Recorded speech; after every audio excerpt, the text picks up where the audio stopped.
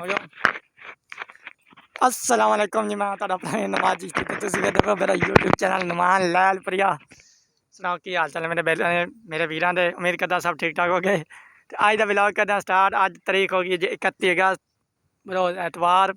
अज कुछ मेहमान ते भाई वीर सज्जन यार मेरे आए बैठे मेरे कोल। उन्हां नाल गल करदे आं ते उन्हां कोल पुछदे दसदे आं ते कित्थों आए हो, कौन कित्थों आया ते कौन की करन आया है ये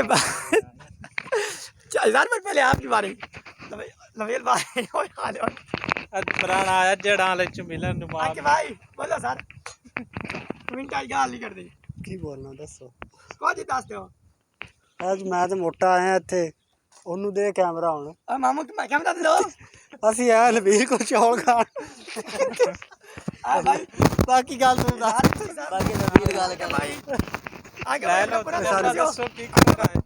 ਆਖੇ ਦਰਿਆ ਤੇ ਗਏ ਤੇ ਉੱਥੇ ਲੋਕਾਂ ਦੀ ਹਾਲ ਪਈ ਹੋਈ ਸੀ ਫਜ਼ੂਲ ਦੀ ਫਜ਼ੂਲ ਦੀ ਪਿੰਡ ਡੋਬਰ ਹੈ, ਉਹਨਾਂ ਦੀ ਕੋਈ ਮਦਦ ਕਰਨ ਨਹੀਂ ਗਿਆ। ਨਵੀਂ ਤੇ ਪਹੁੰਚ ਹਕੂਮਤ ਉੱਥੇ ਮਦਦ ਲਈ ਨਹੀਂ ਪਹੁੰਚ ਰਹੀ, ਤਮਾਸ਼ਾ ਵੇਖਣ ਲਈ ਲੋਕ ਪਹੁੰਚ ਰਹੇ ਨੇ।